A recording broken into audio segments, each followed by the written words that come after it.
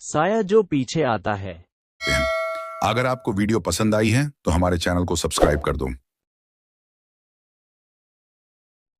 यह कहानी एक छोटे से गांव के एक साधारण लड़के की है, जिसका नाम राजीव था। वह दिन के समय खुश रहता और रात को अपनी मां के साथ घर में ही रहता था। लेकिन एक रात उसकी जिंदगी उस समय बदल गई, जब उसे एक खौफनाक साया अपने पीछे महसूस हुआ। राजीव ने सोचा कि यह महज एक भ्रम हो सकता है, लेकिन जैसे जैसे वक्त बीतता गया, वह महसूस करने लगा कि कुछ तो गड़बड़ है। एक रात राजीव देर रात तक पढ़ाई कर रहा था। उसे पूरी तरह से एहसास नहीं हुआ कि समय कैसे बीत गया। जब उसने घड़ी देखी तो उसे समझ में आया कि रात के 12 बजे हो चुके थे। वह उठकर पानी पीने के लिए किचन की ओर बढ़ा। घर के सभी कमरे सुनसान थे। अचानक उसे अपने पीछे एक हल्की सी आहट सुनाई दी। पहले तो उसने इसे नजरअंदाज किया, लेकिन धीरे धीरे वह आहट बढ़ने लगी। वह समझ नहीं पा रहा था कि ये आवाज कहां से आ रही थी। राजीव मुड़ा और देखा कि उसके पीछे कुछ नहीं था, लेकिन फिर उसे महसूस हुआ कि कोई अजीब सा साया उसके पीछे बढ़ रहा था। साया धुंधला था, पर उसकी मौजूदगी में एक डर था।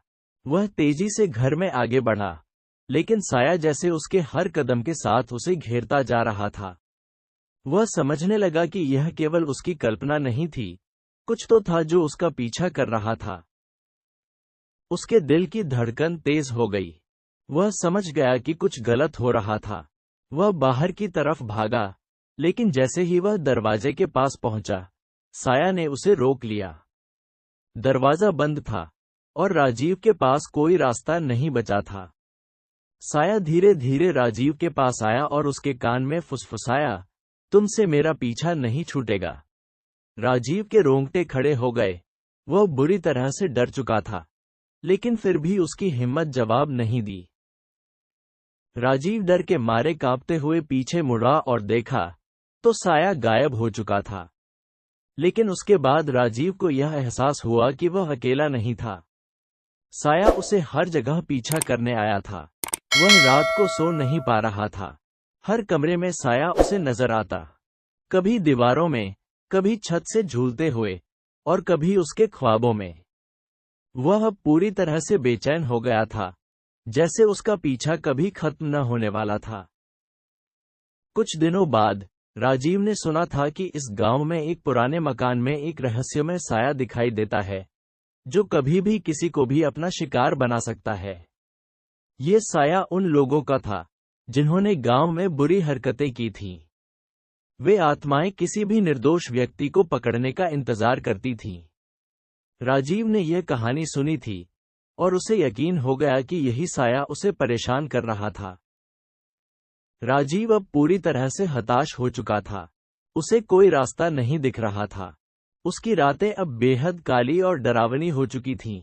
हर समय साया उसे अपने घेरे में लाता और उसकी आंखों में गहरी अंधकार छा जाता। वह एक रात उस पुराने मकान में जाने का निर्णय लिया। उसे लगा कि अगर वह साया से सीधे मिले तो शायद वह इस समस्या का हल ढूंढ सकेगा। उसकी यह आखिरी उम्मीद थी। राजीव उस पुराने घर में घुसा और वहां उसे वही साया मिला। यह वही साया था जो पिछले कुछ दिनों से उसे परेशान कर रहा था। वह साया उसे देखकर मुस्कुराया और अचानक बोल पड़ा, तुमने हमारी शांति भंग की है। अब तुम्हें इसकी कीमत चुकानी होगी। राजीव का मन डर से कांपने लगा, लेकिन वह हिम्मत नहीं हारना चाहता था। उसने आत्मा से बात करने की ठानी। राजीव ने कांपते हुए कहा, क्या तुम मेरे साथ कुछ करोगे? साया ने ठंडी हंसी के साथ कहा, तुम्हें अपनी जान बचाने के लिए कुछ करना होगा। तुम्हें हमारी आत्माओं को शांति देनी होगी, तभी तुम इस साये से बच सकते हो।